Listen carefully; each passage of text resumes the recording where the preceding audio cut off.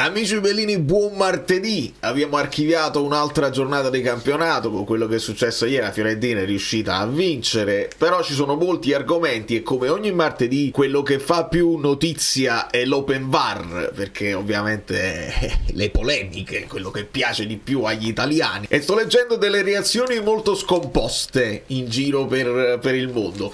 Poi dovremo parlare insomma di alcuni recuperi dei nostri infortunati, la situazione. Cominciamo.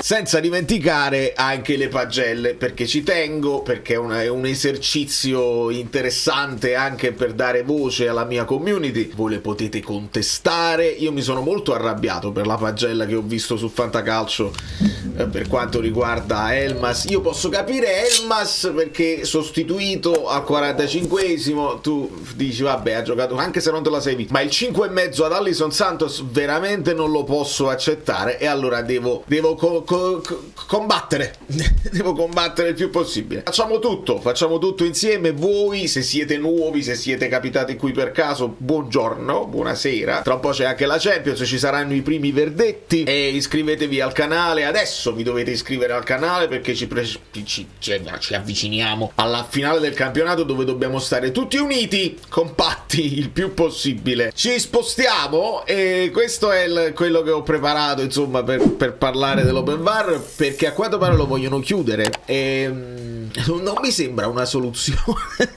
Io ho la mia soluzione e adesso ne parliamo, però togliamo un attimo da mezzo questo, vediamo in che situazione lo stato di forma delle squadre in Italia, perché bisogna stare un po' sul pezzo per quanto riguarda la corsa alla Champions. In questo momento vedo in generale un paese che è convinto che il Napoli è sicuramente dentro, che la Juventus sta lì in recupero, il Como è in grande forma e la Roma in questo momento è quella un pochino più depressa. Se andiamo a vedere lo stato di forma della Serie A in questo momento, addirittura il Napoli è la squadra più in forma, prendendo in considerazione le ultime 6 partite, e questo è un bene ovviamente. Però se consideriamo le 3 vittorie consecutive che abbiamo fatto, io sarò tifoso del Napoli e ho sempre paura per il peggio, sarà perché guardando e analizzando nel profondo le partite so quali sono i punti deboli del Napoli, che prende gol troppo spesso, troppi calci d'angolo, non siamo attentissimi, e quindi so che possiamo mettere in pericolo le partite in qualsiasi momento. Mi sembra difficile il discorso che stanno facendo. Qualcuno dice vabbè, ma con il Napoli può fare il filotto, sono tutte partite facili. Ok, non sono assolutamente partite facili, ma al di là del calendario è una questione di plausibilità. Fare un filotto delle prossime 9, ci devi aggiungere anche queste 3, sarebbe un filotto di 12 partite. Non l'abbiamo fatto nemmeno con Spalletti all'epoca che avevamo una squadra senza difetti praticamente, quindi è un po' difficile calcisticamente. L'Inter, che adesso giustamente questa scivolata in questo periodo, è comunque la seconda squadra che ha fatto più punti negli ultimi 6, e spicca il Como che è quella più in forma delle ultime 5 perché ne ha vinte 4. Occhio che il Bologna si è rimesso in carreggiata, e l'Atalanta, che ha un pochino sofferto questo periodo di partite ravvicinate anche molto complicate, non rientra in quella che è la corsa Champions, perché ci sono troppe squadre, troppi punti da recuperare, punti che invece ha recuperato la Fiorentina, che vincendo lo scontro diretto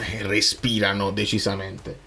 Quello che mi fa un po' paura a me è che il Cagliari è la squadra, insieme alla Cremonese, che è crollata proprio a picco, è la squadra che in questo momento tra le meno in forma. Però noi sappiamo, se facciamo un'analisi generale dall'esterno, dice vabbè, Cagliari Napoli non c'è dubbio, però sappiamo quanto a Cagliari sentano questa sfida, e sappiamo anche che se poi non vinci mai a un certo punto un pareggio lo strappi, una vittoria ti esce anche casuale. Noi dobbiamo tenere presente sicuramente che esistono anche le vittorie casuali, e quindi dobbiamo stare estremamente attenti e aggrapparci a quelli che sono i recuperi dei nostri calciatori, perché adesso possiamo cominciare a gestire e dobbiamo ascoltare le parole di Conte. Se nelle trasmissioni nazionali hanno recuperato Anguissa, hanno recuperato McTominay, noi sappiamo che invece questi due giocatori probabilmente andranno alternati in mediana. Perché? Perché le abbiamo viste le prestazioni. Anguissa non è in grado di reggere la partita, lo stesso McTominay ha fatto ottimi movimenti senza palla, però con la palla ancora un pochino macchinoso, e non me la sento di chiamare McTominay macchinoso, è sicuramente un giocatore in recupero. Quello che invece ha dato grande impressione è stato proprio Kevin De Bruyne. Siamo allo scavetto perché volevo recuperare le pagelle degli amici Bellini.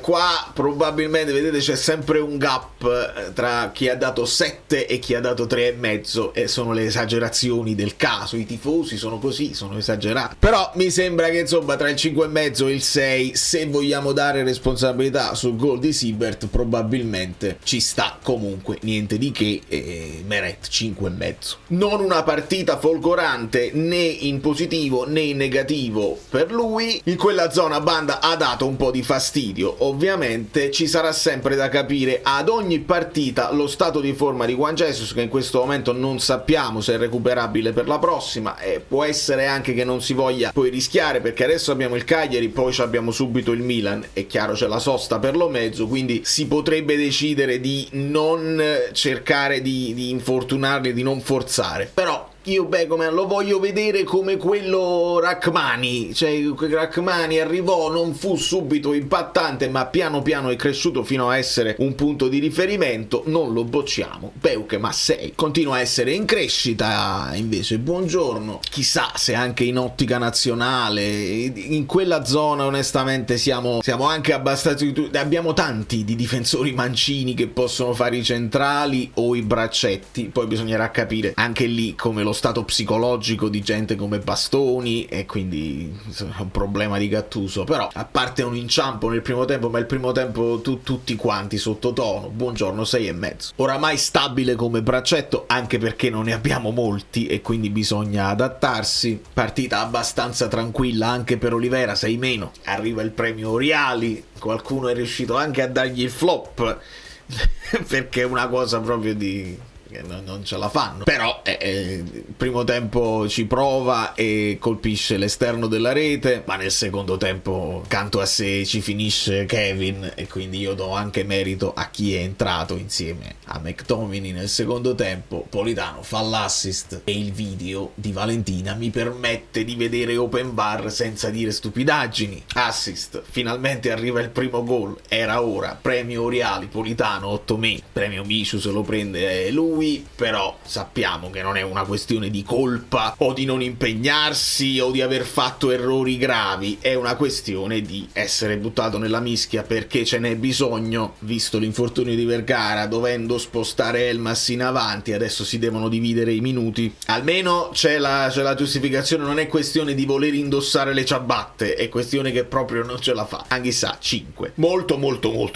bene Gilmour, molto bene Gilmour, e mi fa piacere sottolinearlo a gran voce, perché è vero McTominay, è vero De Bruyne, ma lui sale proprio in cattedra con la sua verticalità nel secondo tempo, proprio pimpante la voglia di farsi dare il pallone e di essere decisivo. Gilmour 7.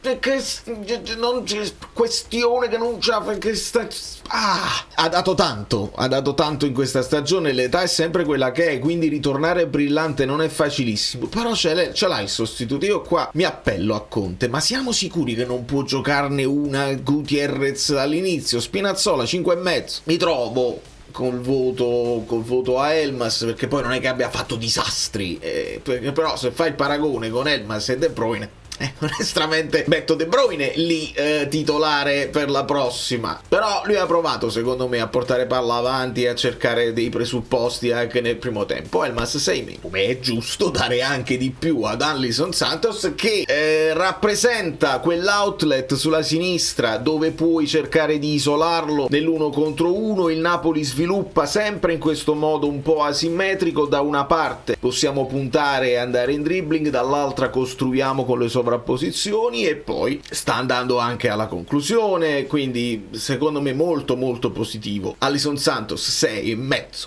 Un altro gol, ed è importante perché Lautaro 14 e si è fermato per infortunio, adesso vediamo quando torna. Lui è il secondo marcatore della Serie A con 10 gol e insieme a lui è arrivato Douvikas a 10 gol, quindi questi sono i 3 migliori marcatori. È proprio la penuria di mezzi in Italia. Grandi bomber non ci si può fare affidamento più. Keane male, Thuram male, quell'altri gli attaccanti del Milan male. La Roma ha trovato Malen, però l'ha trovato tardi, e quindi teniamocelo stretto. Ci si è parlato anche del riscatto. Vai Højlund 7 più. Qua mi brillano gli occhi, mi brillano le orecchie quando sento che in certe... mi bastava ieri Trevisani a cronache metterlo come quinto in una lista. Va bene mettere davanti Seedorf, ma mettergli davanti anche Yaya Touré, mettergli davanti Valverde, va bene Gerrard, ma De Bruyne non può essere almeno tra i primi 3 al mondo. Per me è anche assurdo non mettere Modric in questa classifica. Mi sarebbe bastato quello, poi ci dobbiamo aggiungere il profeta Hernanes.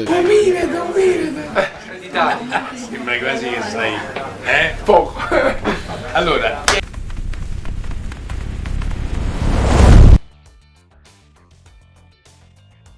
che fa anche lo spiritoso e che risponde a telefono in macchina male, con questa gag dove Kevin De Bruyne lo avrebbe chiamato per ringraziarlo dei consigli. No, dovete star zitti e dovete godervi quello che Kevin De Bruyne sa fare senza aver bisogno dei consigli di nessuno. Io vi dico sempre, non andate, lo fanno apposta, non andate ad insultarli sui social, è capace che un giorno la denuncia me la prendo direttamente io.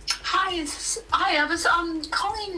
Nel frattempo arrivano telefonate di lavoro, arriva l'open bar da Valentina. 6,5 McTominay, ne abbiamo parlato ampiamente, la sua sola presenza eleva tutto il centrocampo, anche se non è in grandissima forma. Alterniamo lui e Anghissà e staremo bene. Ve l'ho detto, piace, è entrato bene. Mi auspico, visto che Conte non guarda in faccia a nessuno, chi sta meglio, mi auguro che sia stato meglio anche durante questi giorni di allenamento che portano la partita, e di vederlo titolare, che sia a sinistra che sia a destra. Gutierrez 6,5. Poco lavoro anche per Paco, che deve entrare e fare il suo nel finale, 6. E idem Giovane, che a un certo punto lascia scorrere un pallone e va in profondità, un passaggio al centro che poteva trovare migliore fortuna. Anche lui ci dovrà dare una mano, non sarà titolarissimo di questa squadra, però può dare il suo contributo, 6+. E il mister, piaccia o no, 6,5, che comunque sta mantenendo questa barca per l'ascesa, e vediamo cosa riusciamo a fare in questo finale. Già per me non essere usciti completamente dai radar e avere questa stagione post scudetto assolutamente dignitosa, con tutte le problematiche che abbiamo visto e con le cose arbitrali che ogni tanto ci dimentichiamo di metterle dentro. Molto bene, Conte 6,5. È quasi la sufficienza per Abisso, non entra in nessun episodio controverso, quindi una giornata tranquilla. 5,5 per i piccioni, molto bene. Sono gli altri piccioni che hanno creato un po' di problemi, e sono il problema, sapete qual è? Secondo me il fatto dell'open VAR, no? Adesso dice che lo vogliono chiudere.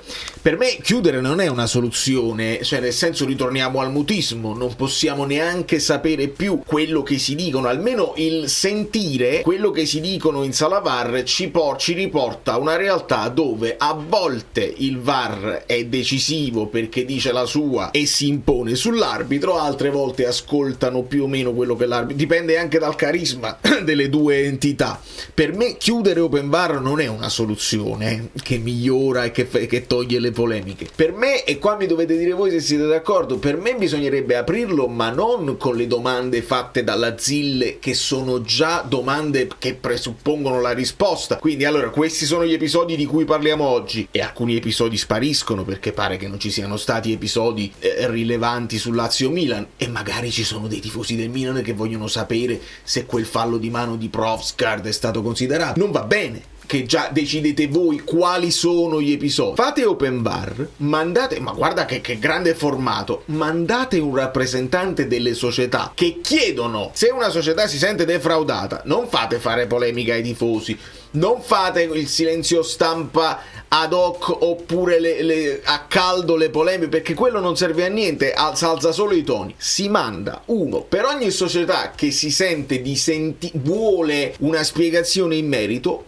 e il personaggio mandato, il dirigente, chiede a Rocchi: qua come l'avete valutato? Rocchi risponde al personaggio, non risponde a se stesso, perché ad oggi, come è open bar oggi, non serve a niente, perché si giustifica, dice sì, qua abbiamo sbagliato, la prossima volta sbaglieremo di nuovo in maniera diversa, perché questo sta succedendo. Invece se te lo chiede il diretto interessato e poi il rappresentante dell'arbitro ti risponde, forse abbiamo un pochino più di attenzione quando capiterà un episodio simile contrario dall'altra parte. Questa è una proposta mia, magari non è realizzabile, però chiudere tutto non mi sembra nemmeno un'idea geniale. In conclusione si parla di tentativo di recupero per Lobotka, che deve rientrare secondo me così come è rientrato Anghissà. Prima entra nel secondo tempo, poi magari dalla prossima vediamo se deve partire, perché molti stanno parlando delle convocazioni per le nazionali. Non lo so se ci sono tutte le squadre, devo rivedere bene quali sono le squadre coinvolte, se ci sono delle amichevoli, non lo so, però senza forzare. Ecco, adesso è rientrato Anghissà, è rientrato McTominay, la prossima magari io farei partire McTominay con Gilmour e poi Anghissà ti fa togliere un pochino di minuti a McTominay, così non forza.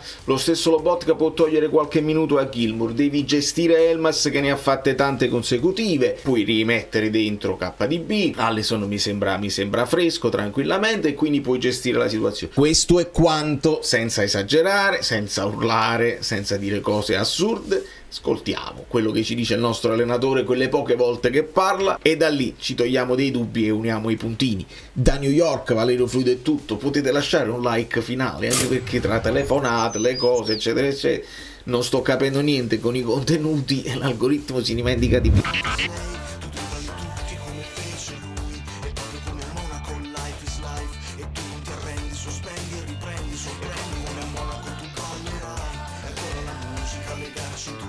Come la grande mela che non dorme mai, il frutto delle scelte di una vita che racconta.